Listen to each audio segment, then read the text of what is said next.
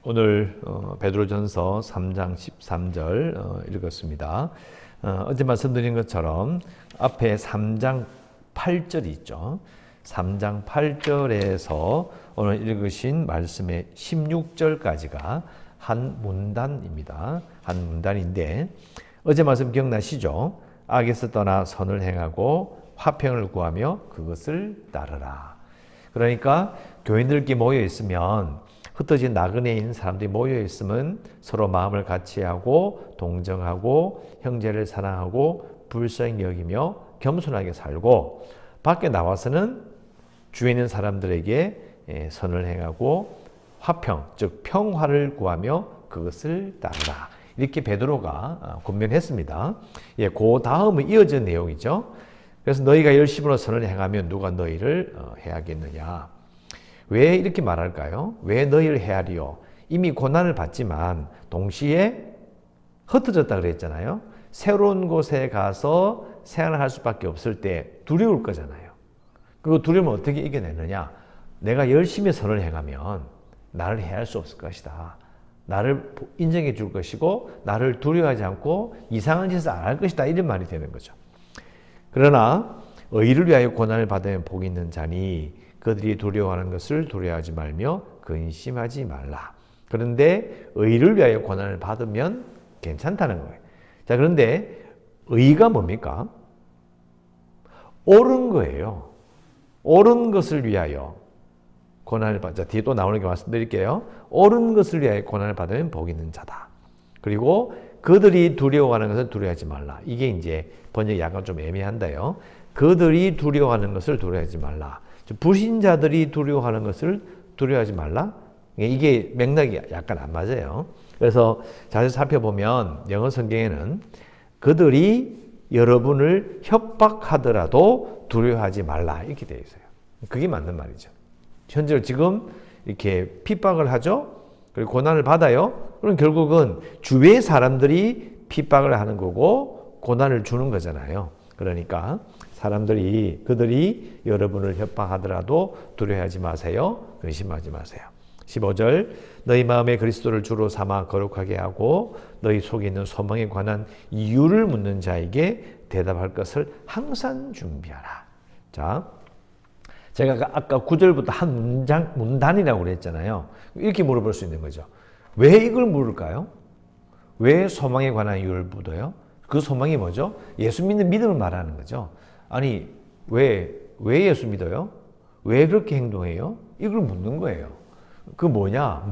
왜 이런 걸 물을 수밖에 없느냐? 앞에 나오는 9절부터 시작해서 모였는데 서로 사랑하고 마음을 같이하고 복을 빌고 하잖아요? 그러면서 보니까 생명을 사랑하고 거짓도 말하지 않고 선을 행하고 화평을 구하고 그래서 살잖아요. 그 삶을 살 때에 사람들이 묻는 거예요. 왜 그렇게 사세요? 그때 대답할 걸 준비하라는 거예요.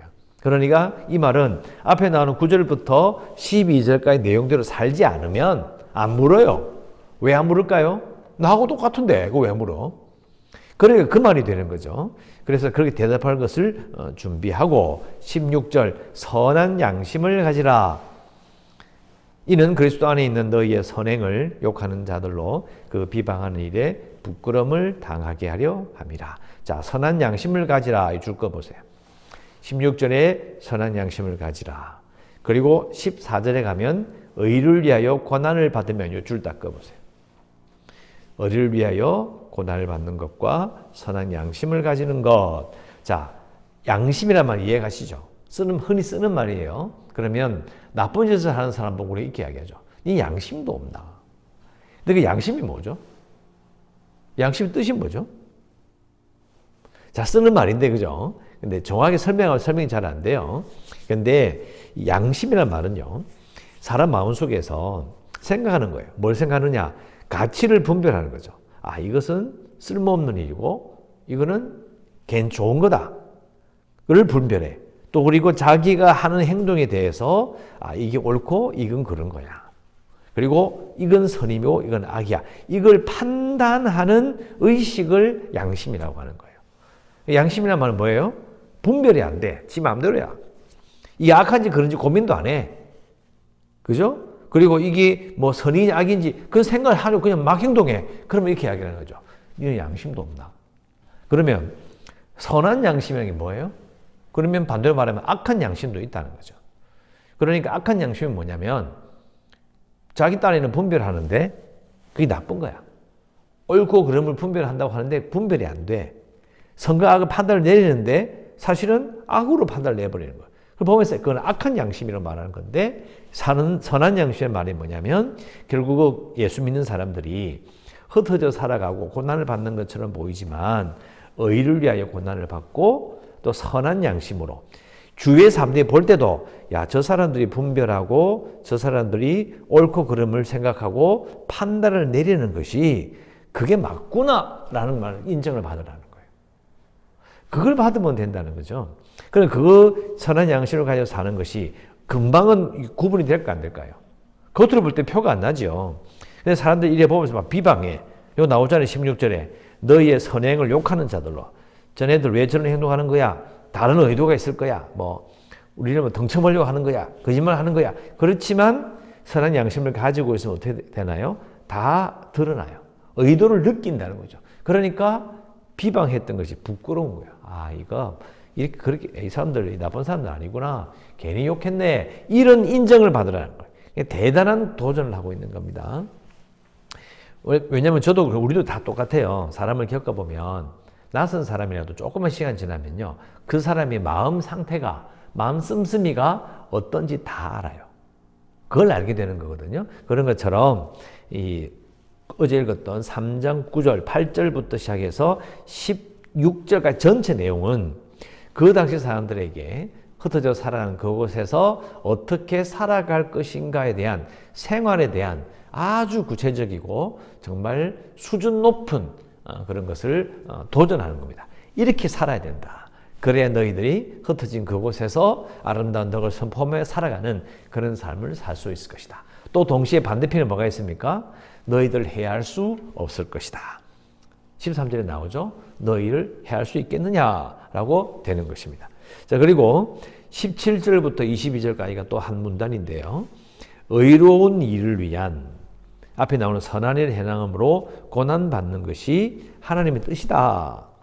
그런데 그 뜻을 따라가면 하나님의 뜻이기 때문에 그러면 내 직사의 고생마다 끝나냐고요. 그건 아니에요. 왜? 예수님이 고난받으셨다. 결국 이기셨잖아요. 그걸 다시 한번 강조하는 거예요. 너희들이 선을 위해 고난을 받으면 하나님 뜻이다. 그러니까 걱정하지 마. 18절에 나오잖아요. 그리스도께서 단번에 죄를 위하여 죽으사 의인으로서 불의한 자를 대신하셨고 이는 우리를 하나님 앞으로 인도하려 하시는 것이다. 고난이 끝이 아니고요. 고난을 통과하면 하나님 앞으로 인도될 것이고 예수님처럼 승리할 것을 지금 선포하는 겁니다. 딱 이해가 돼요. 자, 그런데 문제는 19절, 20절 읽으면 이게 어려워요. 이게 뭔 말인가 싶어요. 그가 또한 영으로 가서 옥에 있는 영들에게 선포하신다. 아니, 이 무슨 말이에요? 옥에 있는 영이 누구예요? 그러면 20절에 나오는 것처럼 그들은 노아의 날 방주를 준비하는 동안 하나님이 오래 참고 기다리실 때에 복종하지 아니하던 자들이다. 이 사람들이 도대체 누굴까요? 자, 요거는요. 잘 생각해 보세요. 구약에 보면 노아의 방주 쪽에 있는 창세기 읽어보잖아요. 이런 내용이 있어요, 없어요? 없습니다. 이런 내용은 우리가 알고 있는 구약 성경에는 안 나와요. 이게 헷갈리는 거예요. 이상하다. 이게 무슨 이야기일까?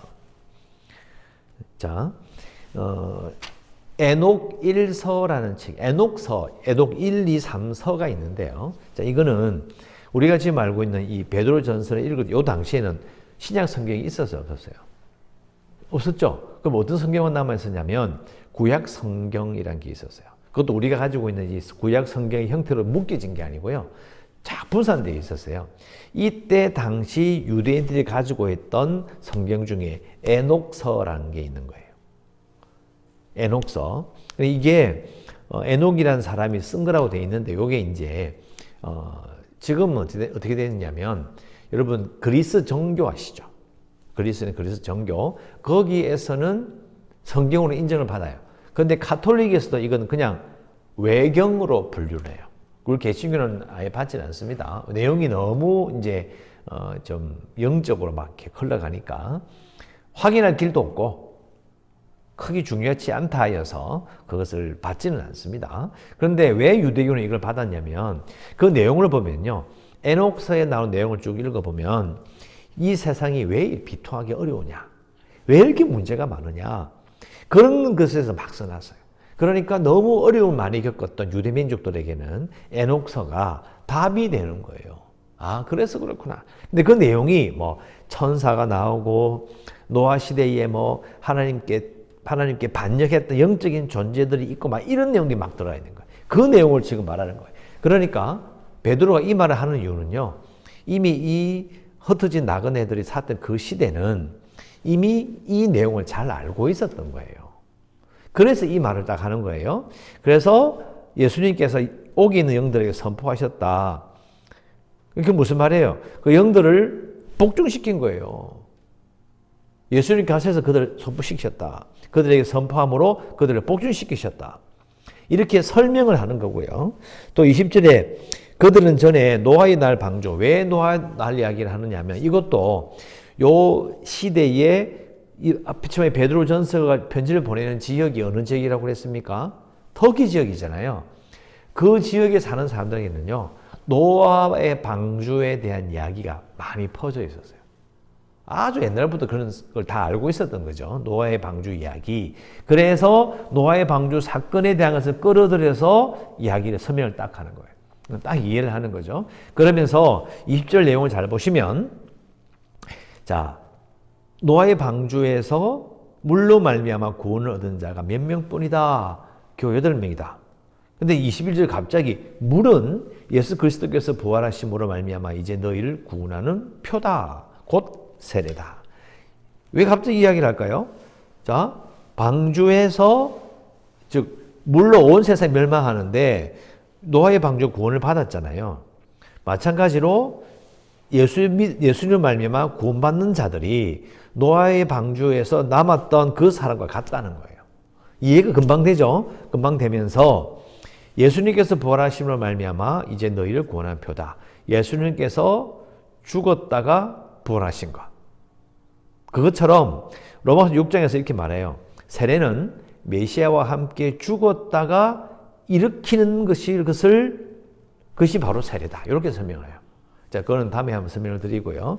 그래서 세례라는 것이 정말 중요한 표징이 되는데, 표징이 말하면 뭐냐면 예수 믿는 사람들이 그 모습이 세례를 받으러 말미암아 예수님 믿는 사람들의 공동체로, 교회로 들어오는 게 뭐예요? 세례잖아요. 우리 교회에 공식적인 교인이 되었다는 게 뭐냐면 서일교회의 교인이 되는 게 세례예요. 그러니까 세례를 받으러 말미암아 구원받은 자라는 것이 이게 드러나는 거예요. 세례를 받아야만이 구원받는 게 아니고요. 구원받은 자라는 것을 공식적으로 선포하는 게 세례인 거예요. 그걸 이제 설명하는 거고요. 세례로 너무 많이 가긴 한데 조금만 더 설명하겠습니다. 그래서 21절에 보면 중간에 이는 육체의 더러운 것을 제하여 버림이 아니요 하나님을 향한 선한 양심의 강구다. 원래 세례가 세자가요. 씻을 세자예요. 여러분 세수하잖아요. 세안. 그게 이 세자예요. 그러니까 세례란 말은 더러운 것을 씻어내는 의식이 맞아요. 근데 왜 육체의 더러운 것을 제하여 버림이 아니다라고 말하느냐. 신자의 세례는, 예수 믿는 사람들 세례는 그 수준을 뛰어넘어요. 하나님을 향한 선한 양심의 간구가 세례다. 왜 선한 양심의 간구일까?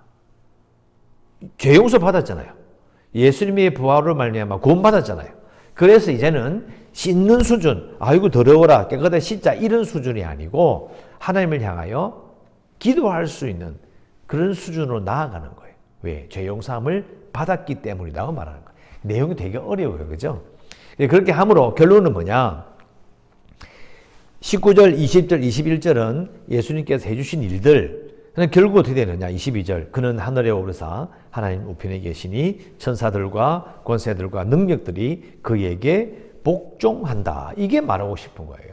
고난을 받되 선을 행함으로 고난을 받는 것 하나님 뜻이니까 걱정하지 마. 결국은 예수님께서 승리하신 것처럼 너희들도 승리할 거야. 고난 받는 거 두려워하지 마. 부끄러워하지 마. 괜찮아. 이런 말을 계속 하고 있는 겁니다. 자, 기도 제목은 있읍시다. 옳은 일과 선을 행함으로. 옳은 일과 선을 행함으로 고난받는 성도가 되겠습니다. 아이고, 이거 뭐 좀 무슨 기도 제목이 느껴지는데요. 이것도 13절, 14절, 15, 16, 그 내용을 그대로 기도하는 거예요. 옳은 일과 선을 행함으로 고난받는 성도가 되겠습니다. 라고 기도하시고, 계속해서 기도하는 그대로 우리의 교회가, 이 땅의 교회가 구원의 방주가 될 수 있도록 재개발을 위해서도, 그리고 코로나19 극복을 위해서 연약한 성도들과 주례과 아이들, 그리고 선교지를 위해서, 이 나라를 위해서 기도하시고, 오늘도 추운 날씨지만 은혜 가운데 살아가시기를 주의 이름으로 축원합니다. 기도하겠습니다.